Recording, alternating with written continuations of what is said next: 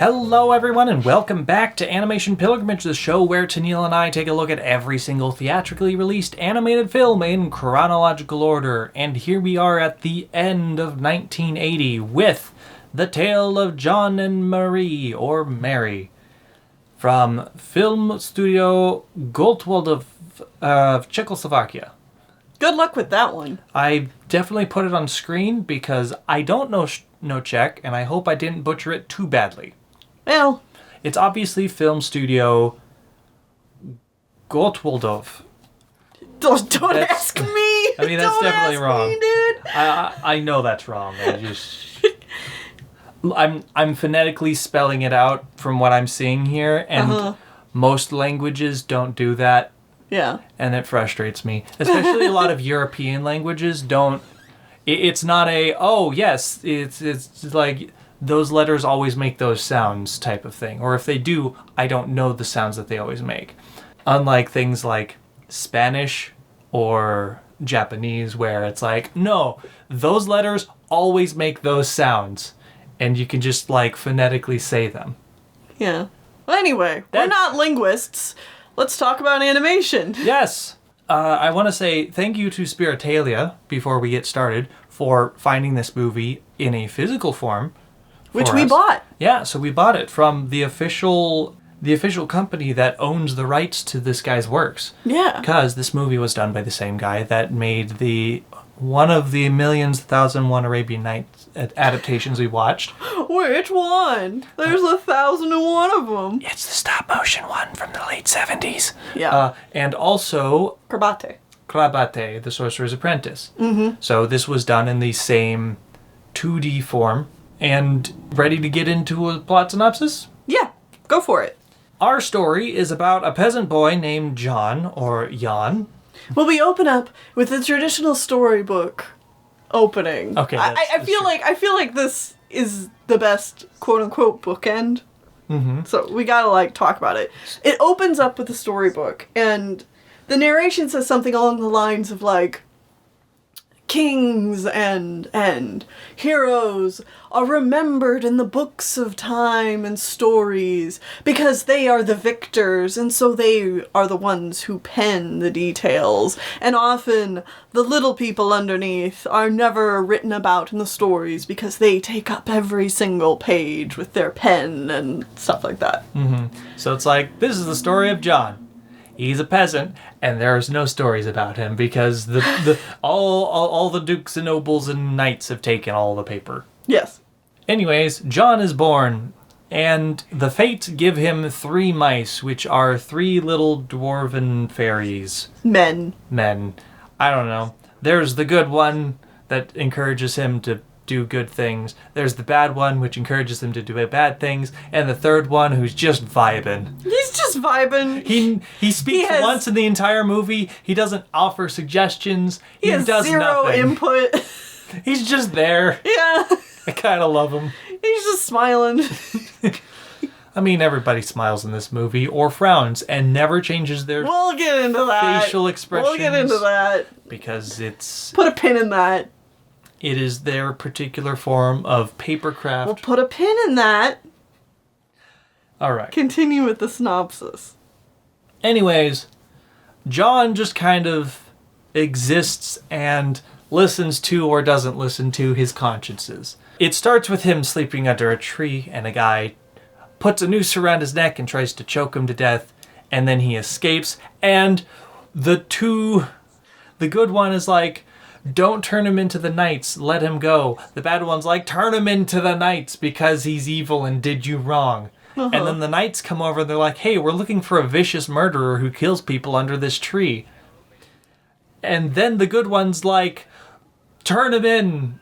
He's an evil man. And the bad one's like, don't turn him in. Steal the horses. Steal the knights' horses. These guys need to make up their mind. And John's like, horses. And so he and the bad guy right away, the guy that just tried to kill him. John has zero thoughts, head empty. Mm-hmm.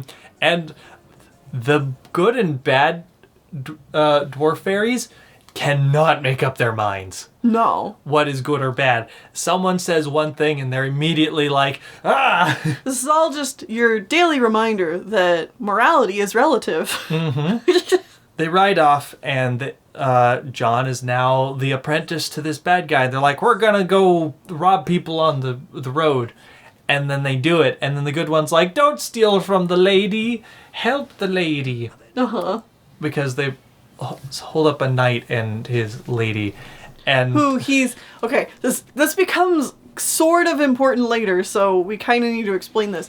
The knight and the lady are out in a carriage because they're going back to the knight's kingdom because the knight and the lady are supposed to be getting married. And they need the dowry from the rich lady. Yes. Well, guess what? Because the knight is a spineless... Coward. He hands over all of the money that he has to the highwaymen. And she's like, screw this, I'm going home. Because you're a coward. Uh-huh. Well, they end up going home because John, at the last moment, decides to listen to the good dwarf. And betrays the robbermen who tried to kill him by hanging him in a tree. You know, John's a real idiot here. Every step of the way, he's making, like, the worst decisions, usually. John just feels like an empty shell of a video game character. And it's a choose-your-own-adventure. And you just kind of roll the dice to see which way you're gonna go. And it's always, like, obviously worst direction to go. Yeah, John has zero agency for himself. It's just, you know, what other people tell him to do that he does. Sometimes. Either way, he gets hit over the head by the highwayman who runs away when other knights show up. So they're like, alright, it's this young boy that's obviously done all of these bad things, so he is now under arrest. Well, okay, no. He runs away. I gotta say, this made me mad while we were watching it. But the noble woman is like, you're a spineless coward, knight that I was going to marry. The wedding's off. I'm taking my carriage and leaving. And she leaves John there. I mean, John still did kind of help rob them. I know. So she's ambivalent to his plight. I know, but like, it made me mad. It made me mad. Anyways, the knight that was held up is like, it's this boy. The boy did everything. John escapes because the murderous robber is just gone now, by the way. Yeah, he's gone. He's out of the movie. He never comes back. Yeah. His three fairies are kind of there in reality, but kind of not. They can turn into animals and, like, affect reality. Mm-hmm.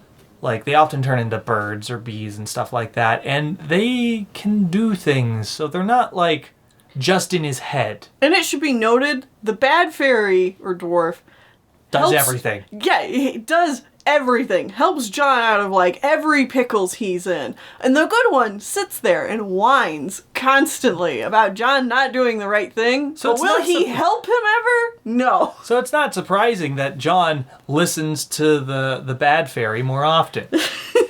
Which, after he escapes, he's just in the woods in the middle of the night, and then a bunch of goose fairy ghost ladies come out of this, or I guess not goose, swan nymphs. Swan fairy nymphs come out of the sky, and they flock and wander in the night.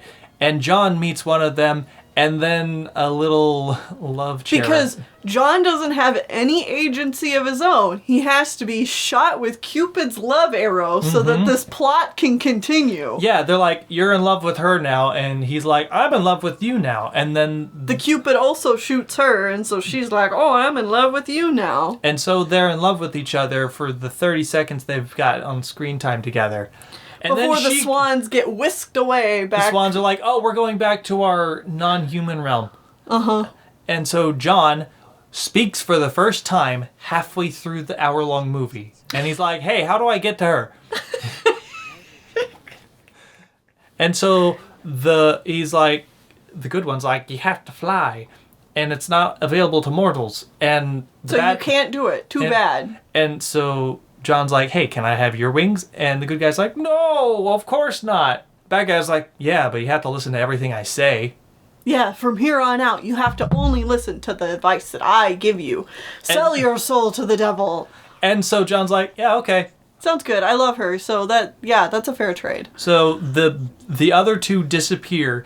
And the vibing one says Wait. Okay. So the bad guy's like, you have to tell them to leave. And John's like, all right, you two, leave. I never want to see you again.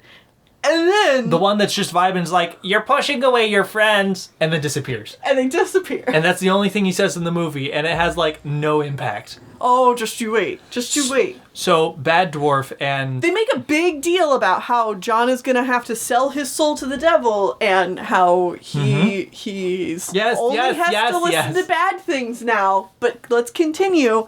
All right. We know that there's a consequence for this. John goes to the castle where they're supposed to be. And he's like, all right, give me your wings. And he turns into a devil and he flies over there. At the same time, Mary, who is the nymph that he's fallen in love with, she's like, I want to be human again because I love that guy. And the fairy queen's like, all right, but you can never be here again. So she makes her human and they pass each other in the air and she's going over there. And John arrives and the fairy queen's like, yeah, she's a human now and you're not a human now, so you can't be together. Look at how ugly you are. And he's like, oh no, I'm a furry demon man. I've done a bad. Oh, how could I have never seen that this would backfire on me? Oh no. So... he flies back to the bad fairy. Hold on. Okay, yes. He flies back to the bad fairy and he's like, how dare you? I want to not be... Take it back. Take it back. And the bad fairy's like, no, we're co-workers now, dog. And then he just leaves. Pieces out for pretty much the rest of the movie. You know how he's said that he was going to have to listen to the bad fairy for the rest of his life? No, the bad fairy just leaves. Yeah. Okay. All right. So Mary is in the woods and she's sad that she can't find John. Can't find John. And then the knights who were out trying to find John, to arrest him for being a burglar, they find her and she's like, do you know John? And they're like, oh yes, we do know John. You're under arrest. And so they take her back to the castle of the cowardly knight and his father. And then they hear her singing in the middle of the night and they're like, wow, she's smoking hot and has a great voice. She's not worth any money, but we want her, so we're going to hold a jousting tournament for all the land, and whoever's the best, we'll get her. Even though she's not worth any money, and these guys need money, so why do they want her? I don't understand their plots. Yeah. It doesn't matter. They hold a big tourney, and the cowardly son is too cowardly to enter. There's jousting shenanigans. John shows up, steals the cowardly son's armor, enters the jousting contest himself, wins it. Despite not knowing how to joust? Yeah, just because he's a peasant boy? Yeah. But whatever. Whatever. Main character syndrome, he gets to do whatever he wants. Uh-huh. He takes Marie, who is not okay with this. No, she's like, let go of me! She's hitting him with her flowers. Like, stop. No. They get chased around. He flies out of the kingdom, and they're like, oh god, he's a demon. And then they shoot his horse. Yeah, the horse dies. The poor horse. They fly into the woods. Marie's like, no, I don't love you because you're evil and stuff. And then he finds his flute and plays it, which is the only connection that they had for the 30 seconds they had ever spent together before. And she's like, oh, it's you. And then she kisses the back of his neck. Odd choice, but okay. And he turns back into a human.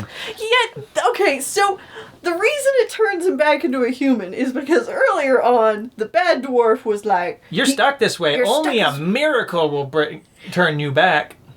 Yeah. So true love's kiss... was a miracle. Okay. Alright. Then all three dwarves are back, and they have a magical Pegasus horse for them to ride away from all the knights that are chasing them. And the movie ends. Well, the movie bookends then with its same, like... John and Marie aren't in the story much, but they are mentioned that all the great knights were gallivanting off trying to find this evil demon man. The end. Yeah, so he's in every story, actually. Mm-hmm. The end. So, correct me if I'm wrong, but this is like this guy's last movie? Yeah. Before he died or retired? Retired. Okay. Yeah, I don't think it's as good as some of his previous movies. I will say, I do really like the artistry. I love the way this looks. I love the general, like, tone and feel. Like, there's a lot positive going on here. However, the story and characters and motivations are non-existent and flip-flop on a dime. Extremely lacking. And I know that this is based on a Czech fairy tale. However, I think at this point, if you are adapting a fairy tale, there's really no excuse not to at least adapt it in a way that it'll make some sense to a modern audience. At the very least, can you make it so that the characters have some level of consistent characterization? I mean, yeah, even the like consequence for taking the bad dwarf's side and using like getting these wings so he can go see Marie is like there were no consequences to that, and they made a big deal about how like, oh, you know, you'll regret this, and like, okay, I guess he kind of regrets it, but like he doesn't have to keep doing bad things. This isn't a story about how, you know, like he's fallen into depravity or whatever. It's just like, no, he just keeps being John. Whatever that means. Whatever that means. Yeah, and you know, the fairies or like the swan nymphs also tell Mary like being human is suffering. Is to choose a life of suffering. And Mary's like, yes, but it's filled with love and hope as well, and that's the life I want to live. But there's no real, like, consequence for that either. Oh no, she was locked up for 3 some days. amount of time. Maybe. Oh, also, I got to love this exchange that the dwarves and John have before, like, while he's trying to decide how he's gonna go find Mary, is the good dwarf is trying to dissuade John by saying, like, she doesn't even know how to cook! Just forget about her, John! And John's like, she can learn. It's not a, that doesn't matter, I love her. It's a, she can learn. I will force sexism into her. She will learn her place. And I'm like, this is our main character? Like, oh boy. Yeah, so I think if you go into this one just admiring the artistry and the animation, there's a lot to enjoy here. However, if you really like are following the story and like are critical, like looking at that with a critical eye at all, this is going to fall apart really fast. Yeah. Another thing that's a big problem with it is while I do love the artistry, they don't emote. We're gonna unpin that now. Characters can't emote because they only have one face. So this was a problem in Krabate as well. Mm-hmm. Where I liked the art and it was really good for the like kind of like gothic spooky vibes that film was going for. But when it came to the trying to convey these two characters are falling in love, they're just so dead-faced. I love you. Yeah, it's like they have these like half-lidded eyes that make them just look stoned and like staring way out into the distance. They don't look like they're like happy thoughtful or sad or just falling in love. They just look dead and passive. They're just like, I like horses. Yeah, they're like that. So, yeah. Anyway, the director of this is Karel Zeman, and this is his last film. We might end up seeing more of his stuff in a somebody might find us some Like- more of his work and we go back to watch it type of thing, but this is his last film. Chronologically. And it's just kind of definitely out of his work, I recommend Crabate the most still. Yes, of the 3, I think it's only the 3 films we've watched. That one I would recommend the most as well. Yeah. Either way, I think that's gonna be it. Kind of a ending to 1980. But hey, we're not fully done with 1980, because next time we're gonna look at all the movies that don't fit into our usual, or all the animation that doesn't fit into our usual stipulations for the show. So that means we're going to be watching all of the 1980 TV shows, and the direct-to-videos, which means OVAs, and the TV specials, and the movies that Stuff that you guys suggested to us. Yes. So it's going to be a lot. It's going to be a lot. So join us back here next time for what is probably going to be a long, long episode where we briefly talk about a great many other things from the year of 1980. And a couple of things from 1979, because we kind of missed them. Whoops, sorry. Yeah. See you then. Zpívám své zpívání nejvroucněji, jak ví.